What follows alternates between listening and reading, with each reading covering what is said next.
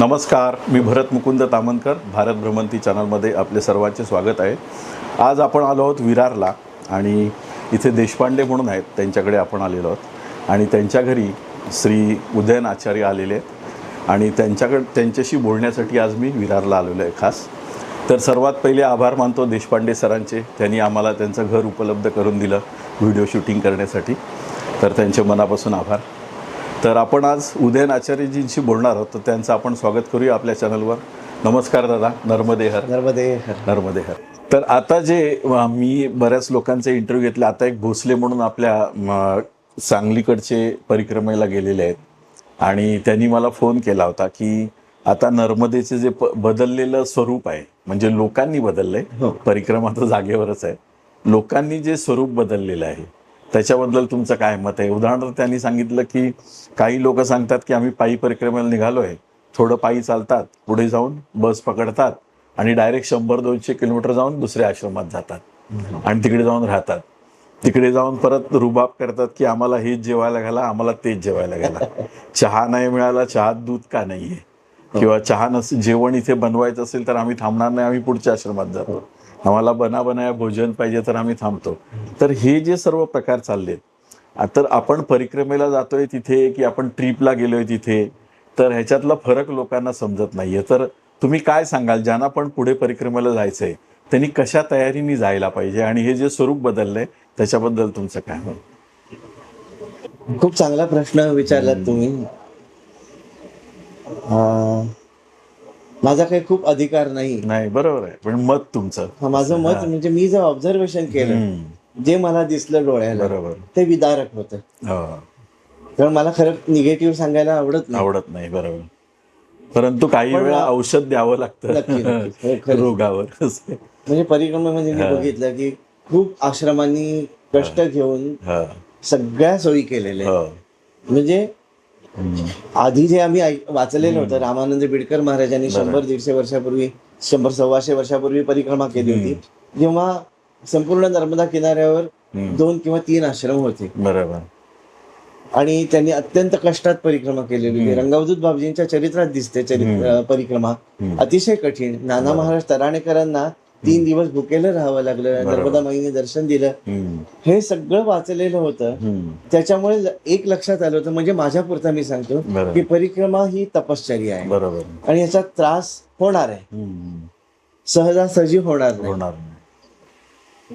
आता बघितलं तर खूप आश्रम आहेत, चांगले चांगले आश्रम आहेत. बरोबर. आणि सगळ्या सोयी असून सुद्धा, विशेषतः क्षमा करा मला, पण आपल्या महाराष्ट्रातले त्यांनी खूप आश्रम घाण केले. पूर्वी एखाद दुसरा परिक्रमेला निघायचा, गावावर काही ताण नसायचा, आश्रमावर ताण नसायचा. आता झुंडीच्या झुंडी जे निघतात. मुळात परिक्रमा ही झुंडीने करण्याची गोष्टच नाही. बरोबर. सगळ्यात पहिल्यांदा नियम काय आहे की संचय मग तो माणसांचा सुद्धा नाही. त्यासाठीच ते हे आहे ना म्हण की एक निरंजन दो सुखी, 3 में खटपट 4 दुखी. म्हणजे तुम्ही 2च्या पुढे जायचंच नाही. तुम्हाला एकट्याला धैर्य नाही ना जाण्याचं, ठीक आहे, 2 जण जा. पण झुंडीच्या झुंडी जाऊन करण्याची ही परिक्रमा ही गोष्ट नाही. आपल्याकडे कसं झालंय की आळंदीहून वारी निघते, अतिशय सुंदर वातावरण असतं तिकडचं भक्तिमय वातावरण आहे. पण 2च गोष्टी असतात की आळंदीहून निघायचं आणि पंढरपूरला विठोबाचं कळसाचं दर्शन घ्यायचं. तसं परिक्रमित नाहीये. परिक्रमित प्रत्येक तीर्थ आहे. बरोबर. आणि प्रत्येक तीर्थामध्ये कोणी ना कोणी तपश्चर्या केलेली. बरोबर. त्या तपश्चर्याच्या ऑरामध्ये, त्यांच्या त्या तेजोवलयामध्ये आपण जाऊन त्याचा अनुभव घ्यायचा, त्याचा फील घ्यायचा आहे आणि मग हळूहळू पुढे जायचं. आणि तो शक्यतो एकट्याने घ्यायचा आहे. बरोबर. कारण एकटा असला तर तो शांतपणे जप करू शकतो. 2 असले तर सांगता येतं की बाबा मी आता जप करणार, तू बोलू नकोस. पण जेव्हा झुंडीच्या झुंडी असतात, 20-20, 25-25, 50-50 जण सुद्धा, त्यावेळेला ती जत्रा होते. आणि जत्रेमध्ये काही परमार्थ होत, एक धार्मिक क्रिया होती. बरोबर. लोकांना एकत्र करण्याची क्रिया होती. हम्म.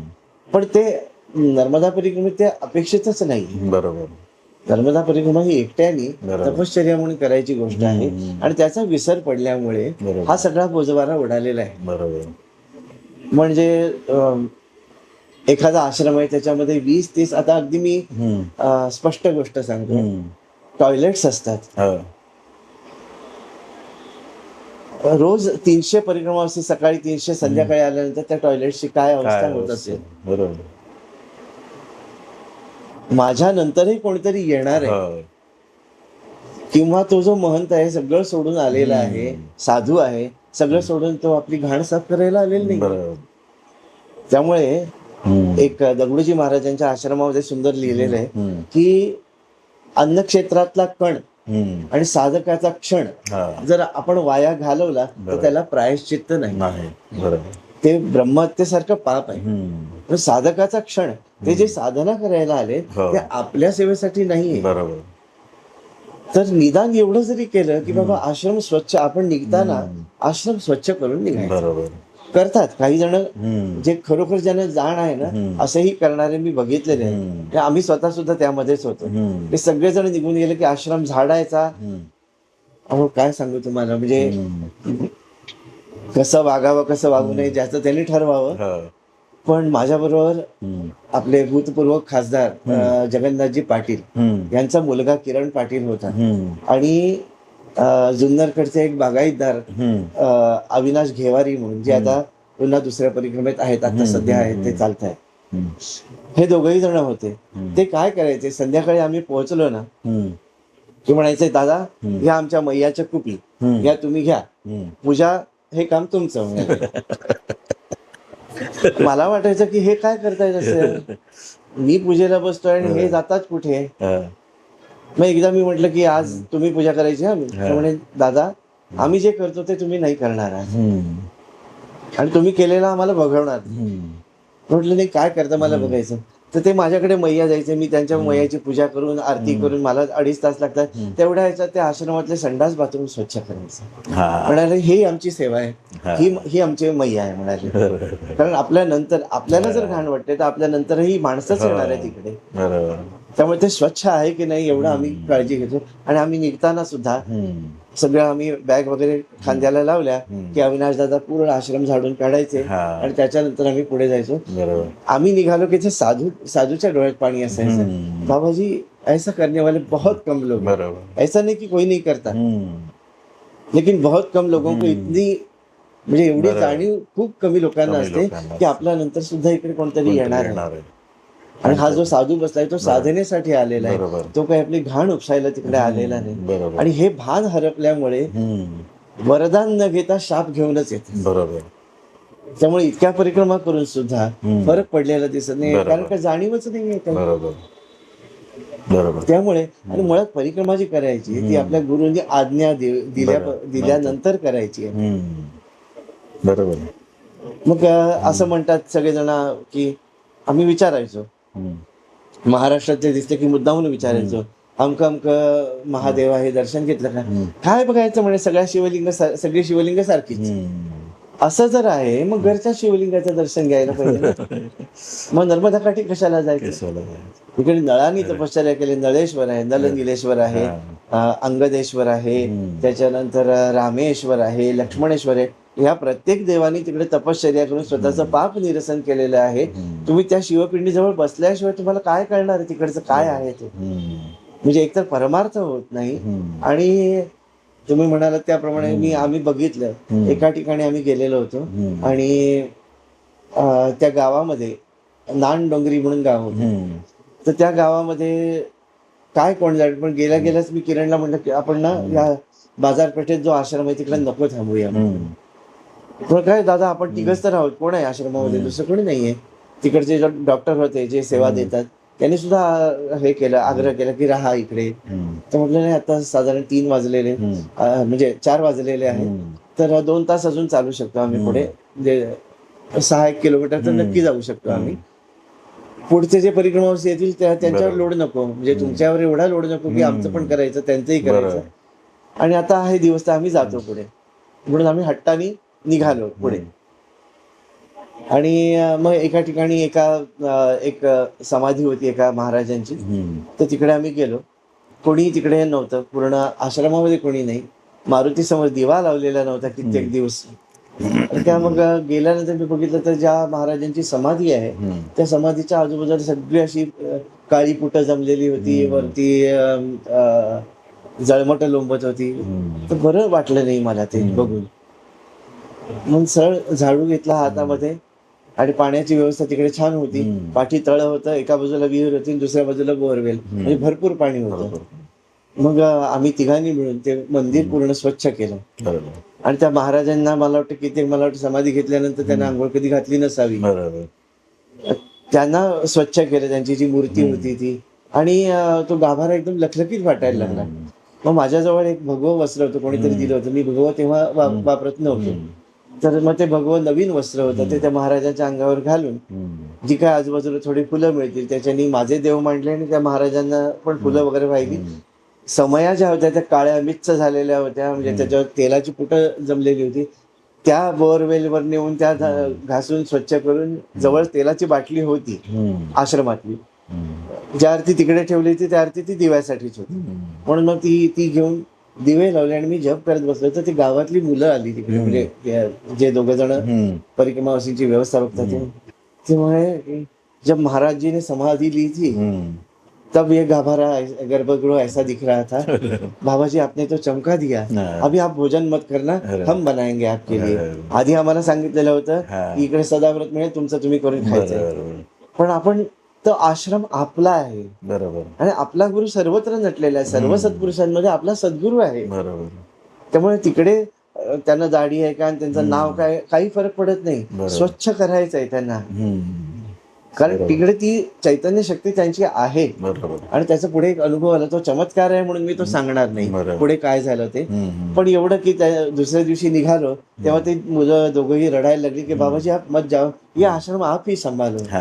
आपने आपके आने से जो साफ सुथरा और चमक गया आश्रम, ऐसा हमने मतलब ऐसा नहीं कोई करता है. बाबाजी आप रुको यहाँ पे. पण आपण कुठे थांबणार नव्हतो, कारण नर्मदा माई वाहते, आपल्याला व्हायचंच होतं. तर पुढे जात असताना एक मराठी जोडपं भेटलं. ते मागे पुढे असायचे, 1-2 दिवसात 3 दिवसात कधीतरी भेट व्हायची आमची. ते म्हणाले की दादा कुठे थांबला होतात? म्हटलं हे काय, हे जे मंदिर आहे मारुतीचं तिकडे थांबलेलं होतं. म्हणजे बरं झालं तुम्ही आधीच्या आश्रमात नाही थांबलात, काल अतिशय वाईट प्रकार आम्ही बघितला. म्हणे बसनी अमकं तमकं करत काही वाहनं करून असे रात्रीच्या वेळेला, संध्याकाळच्या वेळेला, म्हणजे 8 वाजता, खरं तर 8 वाजता चालूच नाही, 8 वाजेपर्यंत चालू नाही. हा, तुम्ही रस्ता चुकलात आणि त्यामुळे जर उशीर झाला तर ते क्षम्य आहे.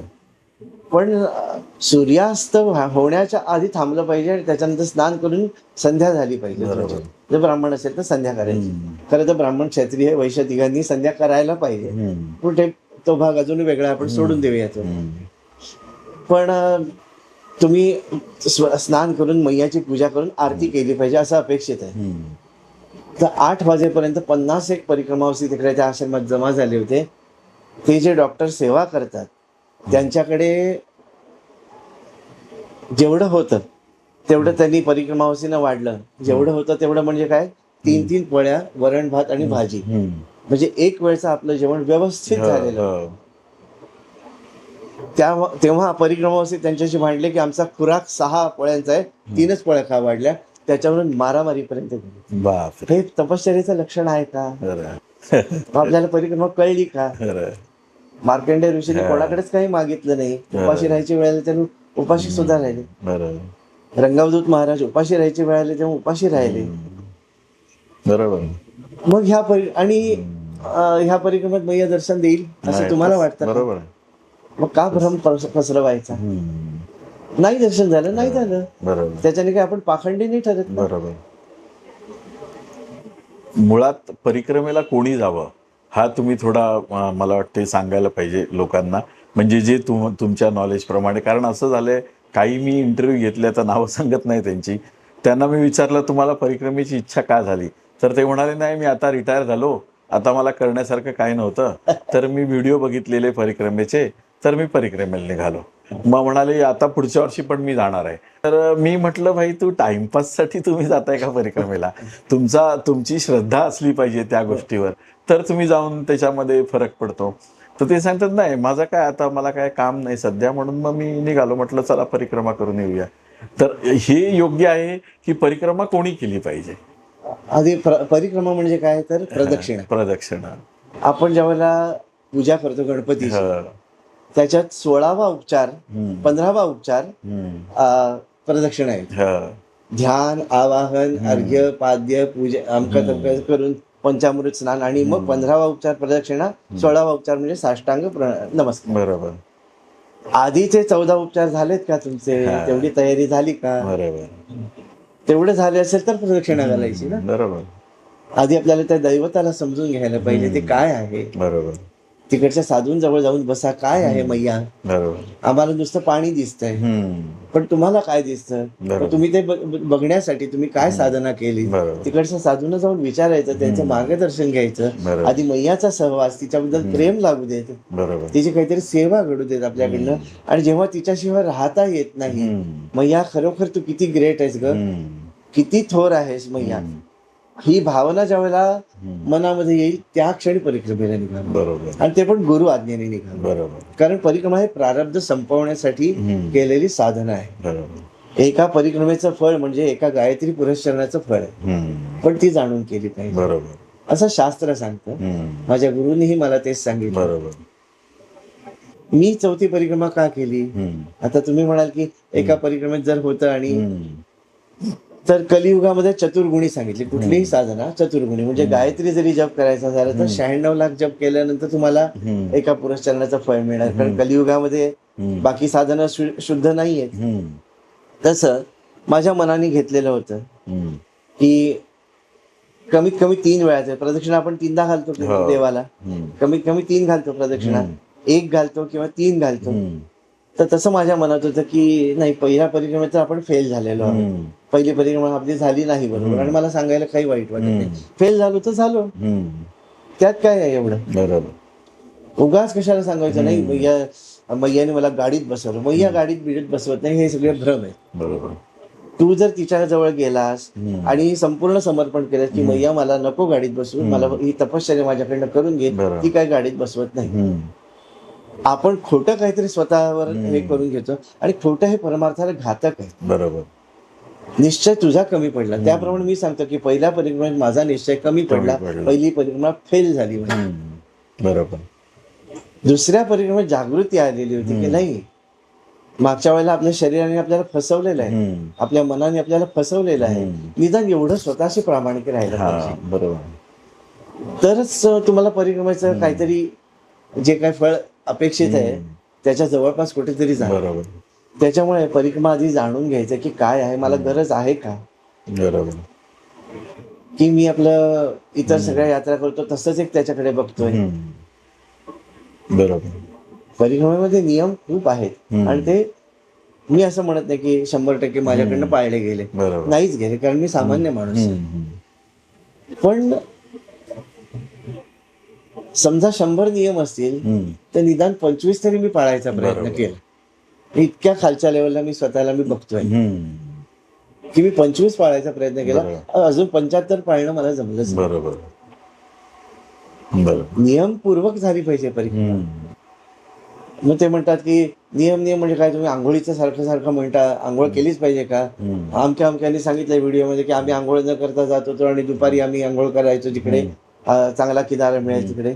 ही परिक्रमा नाहीये. तुम्ही प्रदक्षिणा देवाला आंघोळीशिवाय घालता का? बरोबर. घालता. प्रदक्षिणेच्या वेळेला पूजेला सुद्धा आपण जर आंघोळीशिवाय बसत नाही आणि हे प्रदक्षिणा हे व्रत तुम्ही घेतलेलं आहे, मग तुम्ही निघताना आंघोळ करणंच भाग आहे. बरोबर.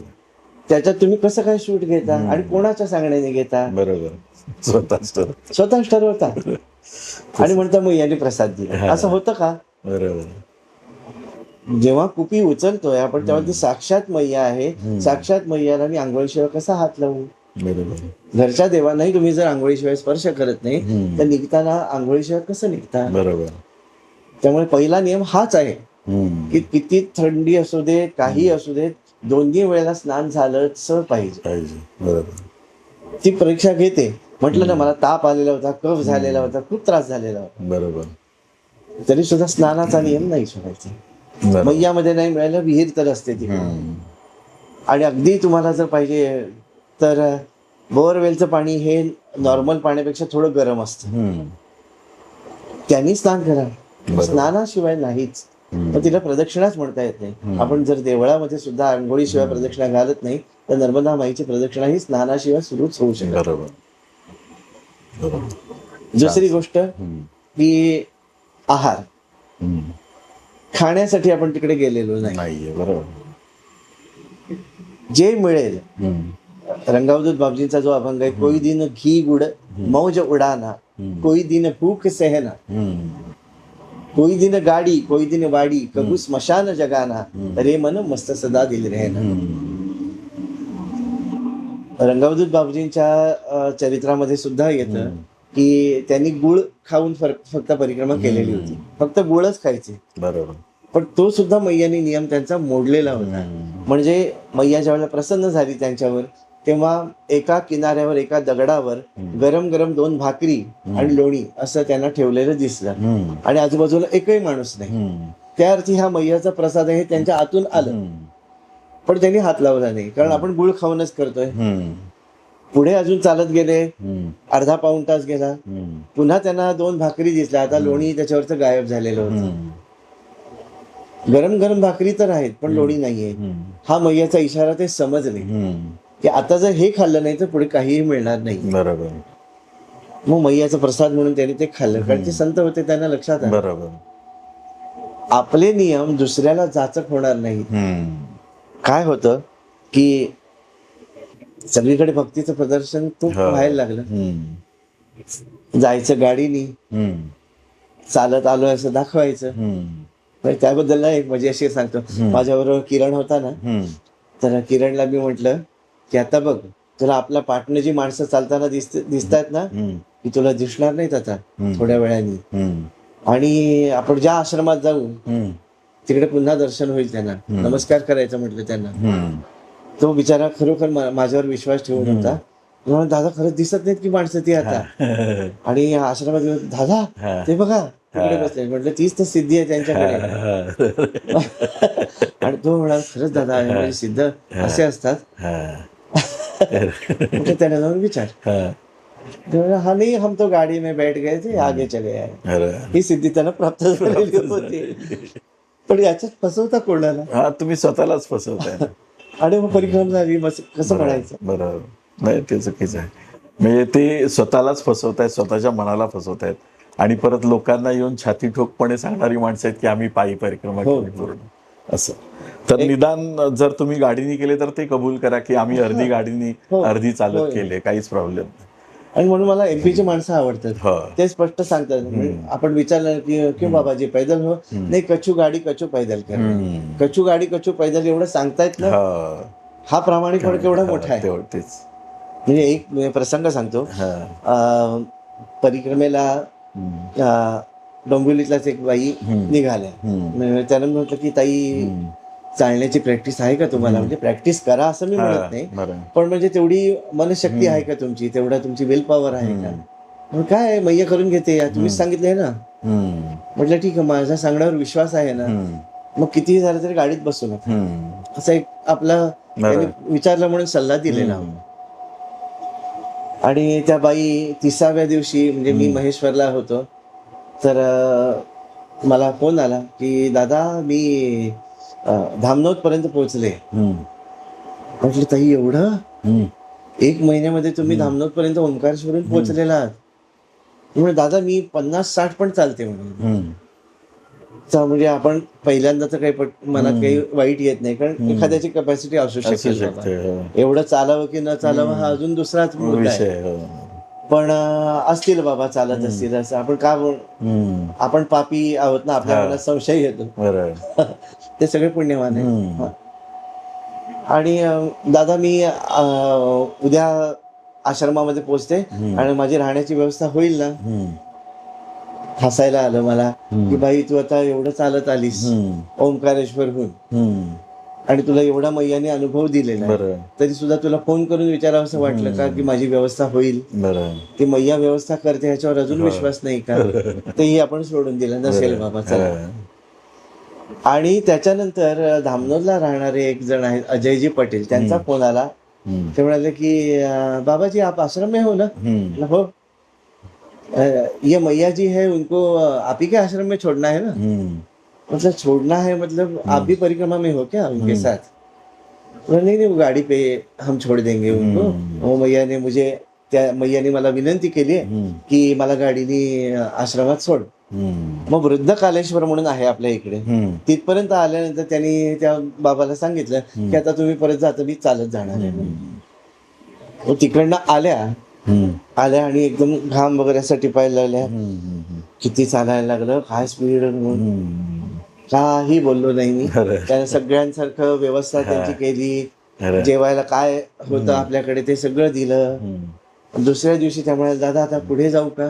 म्हटलं ताई दादाला काहीच कळत नाही म्हटलं, पण जिची परिक्रमा करतो तिला तर कळतं ना आपण काय करतो, साधक काय करतोय हे तिला कळतं. किती अजून भ्रमात स्वतः राहणार आणि दुसऱ्याला ठेवणार. त्याच्यानंतर आजपर्यंत कधी त्या घरी पण आलेलं नाही. बरोबर. काय साधलं परिक्रमे, बरोबर, तेच काय साधलं खोटेपणा. काय म्हणजे कशाला असं करतात तेच समजत नाही, काय कारण आहे त्याच्यामुळे. केवळ एक स्टेटस सिम्बॉल झालेलं आहे परिक्रमा परिक्रमा. ह्यांनी हे परमार्थात आहेत, आध्यात्मिक प्रॅक्टिस करतायत आणि त्यामुळे यांनी परिक्रमा केली नाही म्हणजे मग तुमचं अजून तेवढी साधना नाही, स्टेटस सिम्बॉल सारखा तो. बरोबर. तो काही स्टेटस सिम्बॉल हे म्हणजे भ्रम आहे हा सगळा. तर हा पहिल्यांदा साधकांनी जे खरोखर मनापासून ज्यांना प्रगती पाहिजे आहे आपल्याला, त्याने हा भ्रम तोडून टाका. बरोबर. आणि गुरूंच्या आज्ञेशिवाय परिक्रमेला निघू नका. तुमचे सद्गुरू जे सांगतील त्याप्रमाणे करा. बरोबर. फार सुंदर तुम्ही सांगितलंय आणि लोकांना नक्की ह्या गोष्टीचा उपयोग होईल ऐकल्यानंतर, की परिक्रमा कशासाठी करावी आणि कशी करावी. त्याच्याबद्दल तुम्ही फार सुंदर विवेचन केलं, त्याबद्दल तुमचे मनापासून आभार मानतो. आणि परत आपण भेटूयाच अशाच कुठल्या विषयावर बोलायला, नक्की. हे सांगून आपला आजचा व्हिडिओ आपण संपवूया. अशाच प्रकारचे व्हिडिओ बघण्यासाठी बघत राहा भारत भ्रमंती. भेटूया अशाच नवीन एखाद्या व्हिडिओमध्ये. तोपर्यंत नर्मदे हर, नर्मदे हर, नर्मदे हर.